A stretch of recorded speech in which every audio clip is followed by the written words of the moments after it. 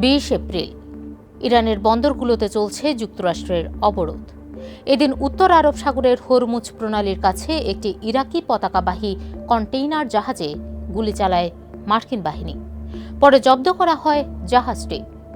80-র দশকে Iran Iraq যুদ্ধের সময়কার ট্যাঙ্কার যুদ্ধের কথা মনে করিয়ে দেয় এই ঘটনা।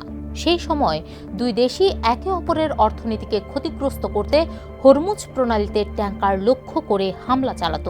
এখন একই প্রণালী ঘিরে ইরান ও যুক্তরাষ্ট্রের মধ্যে নৌ উত্তেজনা আবার বাড়ছে। 80-র দশকের সেই সংঘাতের সঙ্গে বর্তমান পরিস্থিতির সাদৃশ্য ও পার্থক্যগুলো খতিয়ে দেখব টিবিএস এক্সপ্লেইনারে। সঙ্গে আছি আমি বর্ণা দাস।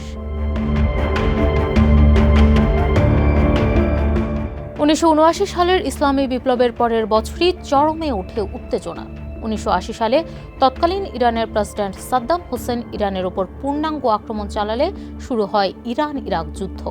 1984 সালে এই যুদ্ধ ছড়িয়ে পড়ে উপসাগরীয় অঞ্চলে। ইরানের তেল নির্ভর অর্থনীতিকে পঙ্গু করতে দেশটির তেলবাহী ট্যাঙ্কারে হামলা শুরু করে ইরাক। জবাবে ইরানও নামে পাল্টা আক্রমণে। লক্ষ্যবস্তু হয় ইরাক ও তার মিত্রদের ট্যাঙ্কার। টেক্সাস বিশ্ববিদ্যালয়ের Robert Strauss Center for International Security and law এর এক প্রতিবেদনে বলা হয়, সে সময় ইরানে হরমুজ প্রণালী বন্ধ করে দেওয়ার হুমকি দিলেও বাস্তবে তা করেনি। কারণ যুদ্ধের ধাক্কায় দুর্বল হয়ে পড়া নিজেদের অর্থনীতি টিকিয়ে রাখতে খোদ ইরানকে এই প্রণালী দিয়ে তেল রপ্তানির উপর নির্ভর করতে হচ্ছিল। 1986 সালের নভেম্বরে ইরান কুয়েতের জাহাজে হামলা চালালে কুয়েত বিদেশি সহায়তা চায়। প্রথমে সাড়া দেয় তৎকালীন সোভিয়েত ইউনিয়ন, যারা উপসাগরে কুয়েতের জাহাজগুলোকে নিরাপত্তা দিয়ে সহায়তা করে। তৎকালীন প্রেসিডেন্ট রোনাল্ড রিগানের নেতৃত্বে যুক্তরাষ্ট্র 1987 সালের জুলাইয়ে অপারেশন আর্নেস্ট উইল শুরু করে। উপসাগরের তেলবাহী ট্যাঙ্কারগুলোর নিরাপত্তা নিশ্চিতের পাশাপাশি সোভিয়েত ইউনিয়নের চেয়েও বেশি সক্রিয় ভূমিকা নেওয়া ছিল যুক্তরাষ্ট্রের অন্যতম লক্ষ্য। এই অভিযানের অংশ হিসেবে কুয়েতের ট্যাঙ্কারগুলোতে মার্কিন পতাকা লাগানো হয়, যাতে যুক্তরাষ্ট্রের সুরক্ষার আওতায় বৈধভাবে চলাচল করতে পারে ট্যাঙ্কারগুলো। ভেটারান্স ব্রেকফাস্ট ক্লাব নামের একটি মার্কিন ভিত্তিক ওয়েবসাইটে সাবেক মার্কিন সামরিক সদস্যদের অভিজ্ঞতা তুলে ধরা হয়। ওই ওয়েবসাইটে প্রকাশিত এক নিবন্ধ অনুযায়ী 1987 সালের জুলাইয়ে পতাকা পরিবর্তন করা একটি ট্যাঙ্কার উপসাগরে একটি ইরানি মাইনের সঙ্গে ধাক্কা খায়। নিবন্ধটিতে বলা হয়, কনভয়টি চলতে থাকলেও এ ঘটনাই স্পষ্ট করে দেয় যে যুক্তরাষ্ট্র সমুদ্রে ইরানের সঙ্গে এক ধরনের ছায়া যুদ্ধে জড়িয়ে পড়েছে।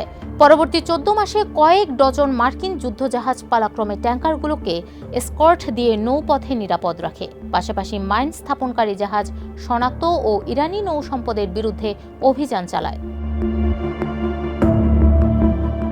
1988 সালের এপ্রিলে হরমুজ প্রণালীতে একটি ইরানি মাইনের আঘাতে মার্কিন frigate USS Samuel B Roberts মারাত্মকভাবে ক্ষতিগ্রস্ত হয়।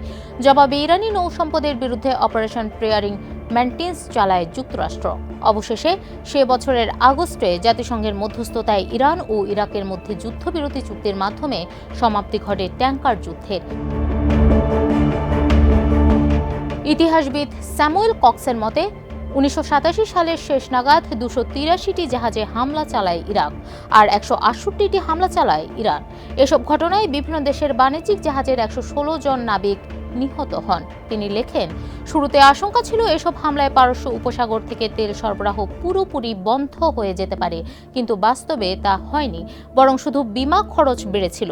বৈশ্বিক তেলের চাহিদা এতটাই বেশি ছিল যে শতাধিক নাবিকের মৃত্যু সত্ত্বেও এই পরিস্থিতিকে কার্যত গ্রহণযোগ্য ঝুঁকি হিসেবে দেখা হয়েছিল। যুক্তরাষ্ট্র ও ইরানের চলমান উত্তেজনার কেন্দ্রবিন্দু এখন হরমুজ প্রণালী। ইসরায়েল ও যুক্তরাষ্ট্রের হামলার পর তেহরান দাবি করে তারা এই প্রণালীর নিয়ন্ত্রণ নিয়েছে। তাদের অনুমতি ছাড়া কোনো জাহাজ চলাচল করতে পারবে না। ফলে জাহাজ চলাচল প্রায় 95% কমে যায়। বৈশ্বিক বাজারে তেলের দাম ব্যারেল প্রতি ছাড়িয়ে যায় $100 ওপরে। প্রথমে বন্ধু প্রতিম দেশগুলোর জাহাজকে টোলের বিনিময়ে চলাচলের সুযোগ দিলেও পরে যুক্তরাষ্ট্রের অবরোধের জবাবে অবস্থান আরও কঠোর করে ইরান। এরপর থেকে যুক্তরাষ্ট্র ইরানের একাধিক জাহাজ জব্দ করে। অন্যদিকে ইরানও পাল্টা পদক্ষেপ হিসেবে প্রণালীতে নিয়ন্ত্রণ ও নিরাপত্তা জোরদার করে। ফলে দুই পক্ষের টানাপোড়েনে পরিস্থিতি ক্রমেই উত্তপ্ত হয়ে ওঠে।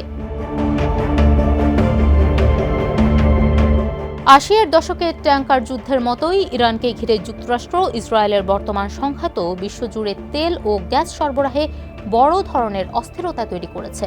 বিশ্ব অর্থনৈতিক ফোরামের এক প্রতিবেদনে বলা হয়, ৮০-এর মাঝামাঝি থেকে ২০০০ সালের শুরু পর্যন্ত অপরিশোধিত তেলের গড় দাম ছিল প্রায় $20, কিন্তু বর্তমান সংকটের দাম অনেক বেড়ে গেছে।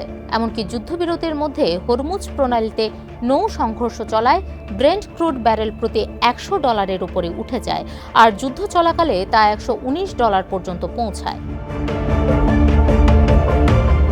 দুই সময়ই সমুদ্রপথে মাইন বসানো বড় সমস্যা হিসেবে দেখা দিয়েছে। যদিও আগের ট্যাঙ্কার যুদ্ধে জাহাজ ক্ষতিগ্রস্ত হয়েছিল, তবে বর্তমান সংঘাতে এখনো এমন কোনো বড় ঘটনা ঘটেনি। বিশেষজ্ঞদের মতে, হরমুজ প্রণালীর মতো সংকীর্ণ পথ দিয়ে বিশ্ব বাণিজ্য নির্ভরশীল হওয়ায় সামান্য নৌ অস্থিরতাও বড় প্রভাব ফেলতে পারে বৈশ্বিক অর্থনীতিতে। ট্যাঙ্কার যুদ্ধের সময় যুক্তরাষ্ট্র ইরানি হামলা থেকে জাহাজ রক্ষায় এসকর্ট দিত এবং মাইন অপসারণে নৌবাহিনী মোতায়েন করত। তখন যুক্তরাজ্য, ফ্রান্স, নেদারল্যান্ডস, বেলজিয়াম ও ইতালির মতো ন্যাটো দেশগুলো যুক্তরাষ্ট্রের পাশে ছিল। কিন্তু বর্তমান হরমুজ প্রণালীর উত্তেজনায় যুক্তরাষ্ট্রের মিত্রদের অবস্থান ভিন্ন। যুক্তরাজ্য সহ বেশ কয়েকটি ন্যাটো দেশ যুদ্ধের ঝুঁকির আশঙ্কায় প্রণালী পুনরায় খোলা বা মাইন অপসারণ অভিযানে অংশ নিতে অস্বীকৃতি জানিয়েছে। বিশেষজ্ঞদের মতে, ৮০-এর দশকে ট্যাঙ্কার যুদ্ধ ছিল ইরান ইরাক স্থলযুদ্ধের অংশ, কিন্তু বর্তমান পরিস্থিতি মূলত ইরান ও যুক্তরাষ্ট্র ইসরায়েল জোটের মধ্যে কৌশলগত মুখোমুখি অবস্থান। ফলে এখানে যুদ্ধের ধরন অনেক বেশি প্রযুক্তি নির্ভর এবং তুলনামূলকভাবে আরও অস্থিতিশীল। অনেক বিশ্লেষকদের মতে, বর্তমান ইরান আগের তুলনায় সাময়িকভাবে বেশি সংগঠিত। তারা এখন ড্রোন, ক্ষেপণাস্ত্র, সাইবার হামলা এবং জ্বালানি সরবরাহে চাপ প্রয়োগের মতো কৌশল বেশি ব্যবহার করছে। তবে একই সঙ্গে অর্থনৈতিক নিষেধাজ্ঞা ও অভ্যন্তরীণ চাপ তাদের সক্ষমতাকে কিছুটা সীমিতও করছে। সব মিলিয়ে হরমুজ প্রণালী এখনো আগের মতোই একটি অত্যন্ত কৌশলগত অঞ্চল, যেখানে সীমিত মাত্রার সংঘর্ষ বৈশ্বিক অর্থনীতি ও নিরাপত্তার উপর বড় ধরনের প্রভাব ফেলতে পারে।